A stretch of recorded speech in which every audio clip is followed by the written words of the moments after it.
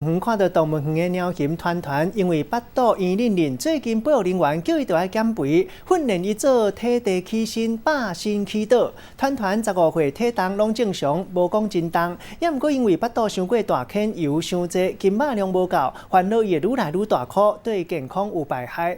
保育人员逐工拢叫伊倒来做体地起身，做3个，嘛叫伊食较少的，伊做甲下箍鸡白分火，伫咧吐大气，互保育人员看得到地，足爱笑。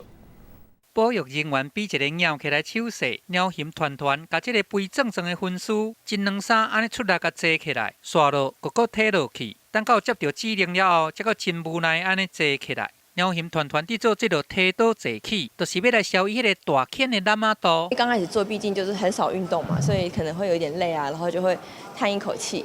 最近这1-2个月这样下来，就是有比较进步，对，比较没有说像之前叹气叹得这么大声。台北市立动物园的鸟形团，伊这个肥壮壮的外形看着真古锥。这只鸟形15岁，伊的体重伫咧116公斤这卡兜，虽然还阁算是正常，不过伊的巴肚安尼圆滚滚，大油墩伤济，瘦肉的量较无够。就是惊讲啊，若是安尼阁肥落去，是会去影响到健康。保育人员嘛，只好来甲做这个瘦身计划，遐面粉类的物件阁甲减较少咧，安尼热量才会较低。若是得叶啊，就一直好食，安尼当互伊的肠仔消化较健康。阁来配合逐工上少都爱做3个梯倒坐起，就爱安尼来甲训练，伊的身材才袂走精气。就会尽量把食物放在高一点，让它去爬。它好像会想说，有吃的，可是好高，我要爬吗？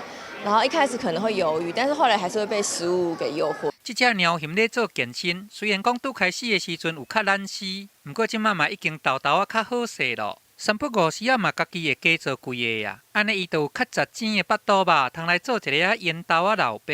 若是会当刷落去甲做，安尼就愈看愈有办头咯。记者综合报道。